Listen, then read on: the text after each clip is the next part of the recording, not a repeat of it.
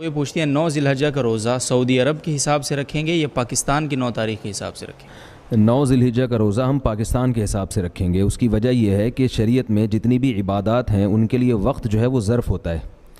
یہ ایک فقہ کی اصطلاح ہے ظرف۔ اس کو میں ایک آسان طریقے سے سمجھاتا ہوں کہ ظہر کا وقت جب ہمارے ہاں داخل ہوگا تو ظہر کا حکم متوجہ ہو جائے گا۔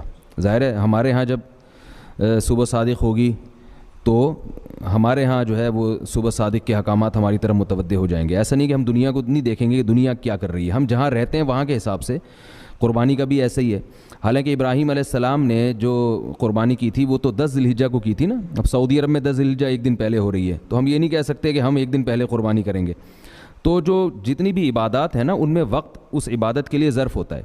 تو یوم عرفہ کا جو دن ہے اس دن جو وقوف عرفہ ہوتا ہے وہ اس لیے ہوتا ہے کہ وہ 9 تاریخ ہوتی ہے۔ اگر 9 تاریخ نہ ہوتی تو وقوف عرفہ بھی نہ ہوتا۔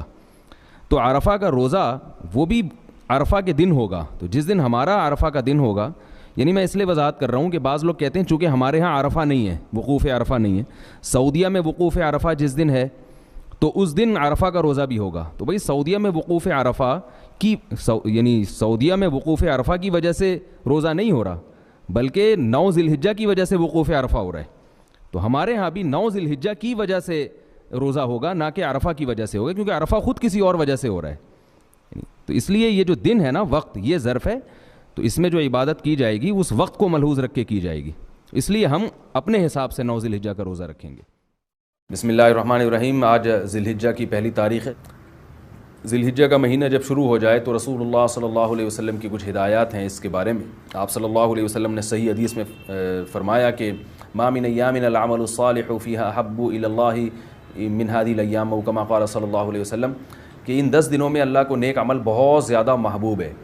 تو یہ جو پہلی تاریخ سے لے کے 10 تاریخ تک کے ایام ہیں، ان میں کوئی بھی نیکی کی جائے، روزہ رکھا جائے، تہجد پڑھی جائے، صدقات و خیرات کیے جائیں، یا کوئی بھی نیکی کا بھلائی کا کام کیا جائے تو اس کا ثواب عام دنوں سے زیادہ ملتا ہے۔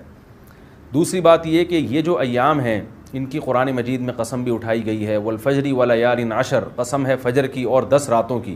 تو جمہور مفسرین اس طرف گئے ہیں کہ ان 10 راتوں سے مراد ذی الحجہ کی راتیں ہیں، تو ان کے دن کی بھی فضیلت ہے اور رات کی بھی فضیلت ہے۔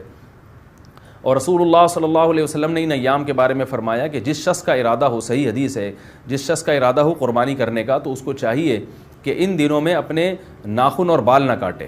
تو بہتر ہے، مستحب ہے، کوئی فرض واجب نہیں ہے، لیکن افضل یہ ہے کہ جس نے قربانی کرنی ہو تو وہ پہلی تاریخ سے لے کر جب تک قربانی نہ کر لے وہ اپنے بال اور ناخن نہ کاٹے، افضل ہے یہ۔ اور ایام تشریق بھی ہیں ان میں، 9 ذی الحجہ سے لے کر 13 ذی الحجہ تک ایام تشریق شروع ہوتے ہیں، جن میں تکبیرات تشریق ہے، جس میں زور زور سے اللہ اکبر لا الہ الا اللہ، اللہ اکبر وللہ الحمد یہ پڑھا جاتا ہے۔ یہ بھی انہی ایام سے منسلک جو ایام ہیں ان کی فضیلت کی بات ہے۔ اور 9 ذی الحجہ کے روزے کی ایک الگ سے فضیلت ہے، عرفہ کا روزہ جسے کہا جاتا ہے۔ تو 9 تاریخ کا روزہ وہ آپ صلی اللہ علیہ وسلم نے اس کی بہت ترغیب دی ہے۔